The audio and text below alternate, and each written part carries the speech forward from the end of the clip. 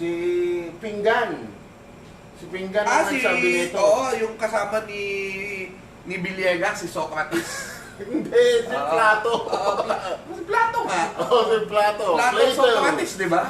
Si Plato. Di ba kasi may Plato Raps? Yung galing Pangasinan, yung masarap. Eh, gagawa nga ako ng business dyan, Aristotle Raps eh. Sabi ni Plato nga, di ba? Sabi nga ni Plato, ang demokrasya, no? Ang demokrasya, Plato ba? O si Aristotle? O isa doon sa mga yon. Alam mo, may napagahalo-halo ko itong mga to eh. Anyways, ang sinasabi nga nila, ang demokrasya ay nababagay sa mga maliliit na bansa. By the way, pag sinabi ko ditong maliit o malaki, walang kinalaman sa espasyo. Kung hindi yung tao, yung dami ng tao. Okay. Sabi niya, mas bagay ang demokrasya sa maliliit na bansa. Kasi ang esensya ng demokrasya ay lahat ng tao sumasali sa pagdidesisyon. Eh kung sobrang dami kayo, medyo mahirap yung i-involve ang lahat ng tao doon sa decision making na ito. Now, sinasabi nitong pilosopo na ito, kapag lumalaki na daw ang populasyon, actually, ang pinakabagay daw talaga sa isang malaking populasyon ay monarkiya.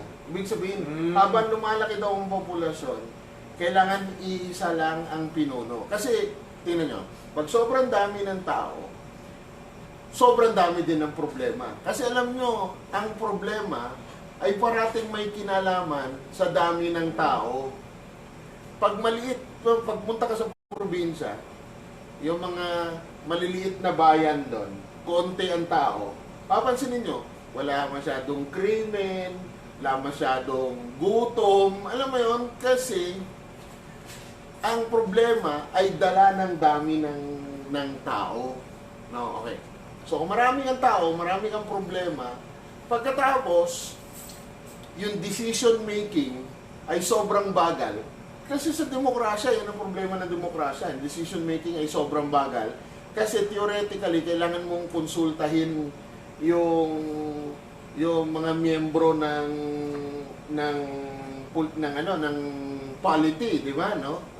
So, ang nangyayari is that yung problema nagpapatong-patong. Mabilis magpatong-patong ang problema kung masyadong maraming tao eh, no? Nagpapatong-patong yung problema, mabagal yung tugon ng pamahalaan kasi ang problema ng demokrasya, lalo na yung demokrasya galing sa kanluran, is that ini-insist nila yung yung checks and balance, yung walang isang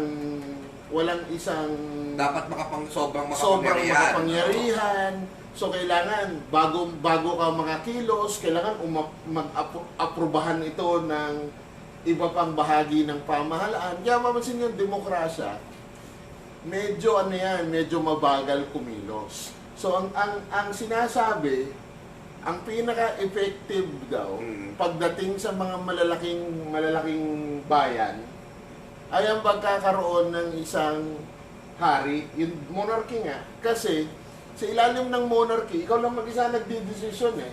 Alam mo yun? Siyempre may mga advisors ka, may mga magbibigay ng payo sa'yo, pero ultimately ikaw lang. No? So, yun yung sinasabi. So, sa Europa, no, papasok ko na ng konti ang kasaysayan. Papasok ko ng kasaysayan. Pag kinumpara mo sa Pilipinas, matindi ang pagkakaiba. Or Pilipinas tsaka China, Pilipinas at India, o Pilipinas at Russia. Ang malaking pagkakaiba, nung unang panahon, napakaliit ng populasyon ng Pilipinas. Correct. Kaya sila mga demokrasya. Sa ilalim nga ng mga halal na mga dato. Samantalang, itong mga bansa na binanggit natin, sobrang lalaki ng mga populasyon. So, ang nangyayari is that may natural tendency pag malaki ang populasyon na magkaroon ng mga conflicts, ng monarkiya. At bakit nagkakaroon ng monarkiya? Kasi 'di ba, ako yung naaalala ko, kasi kunwari ang tao, isang tao ka lang. Isang tao ka. kapag ka ikaw ay isang tao lang at may farm ka, o kaya isang buong household kayo at may farm ka, alam mo, di ba pwede kang manganib eh. Pwede kang manganib kasi pwede merong tumorba sa'yo. Pero, Problema ng Europa yan. Problema ng Europa. noon, nung Be the Latest especially. Ang problema kasi ng Europa is that isa itong napakalawak. Actually, hindi lang Europa. Eurasia ito eh. Kasi ang Europe... yung one continent, yung two Europe ay continents. nakakabit sa Asia din yung yun Eurasian continent. Yeah. Ang laking problema mo dyan is that, of course, siyempre may mga bundok, siyempre may mga ilog, may mga lawa. ano pa. Pero in general, dugtong-dugtong tong lupa eh. So, yan yung binabanggit mo siya eh, na kapag ikaw nandun ka sa gitna nito, ang daming panganib na ano sa'yo eh, na marami kang panganib na kakaharapin kasi lalo pat napakalaki ng populasyon, di ba no? Napakalaki ng populasyon, so pwedeng may panganib ka from all sides. Tama. Yan ang advantage naman kapag ka ikaw ay isang archipelago kagaya ng Pilipinas. Kasi, halimbawa, andun ka lang, good size na island ka, di ba? No? Isang isla ka, hindi naman masyadong malaki, hindi naman masyadong maliit, no? Safe ka eh.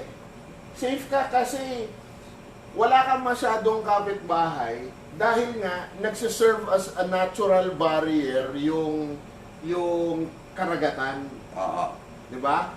Ibang usapan yung ano eh. Ibang Yung usapan lupa. yung lupa, di ba? Madali kang salakay. Lalo pat, Oo. merong mga kabayo, Oo, di ba? mga No? kabayo. Or sa kaso ng Roma, elepante. Oo, elepante. Oo, elepante. Nung sinugod nila, di ba? Nung sinugod Ito pa. yung Roma, Ito pa. elepante.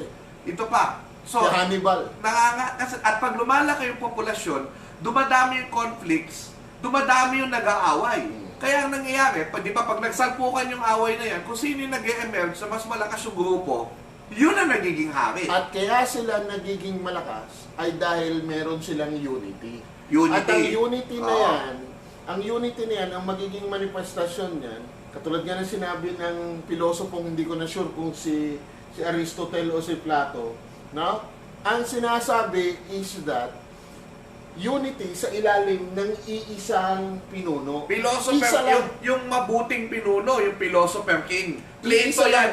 Plato. Iisa Oo. lang yung pinuno. Oo. Kasi katulad nga na sinabi natin, Oo. alam niyo maraming nagsasabi, di ba? Sa English, sinasabi na, too many cooks.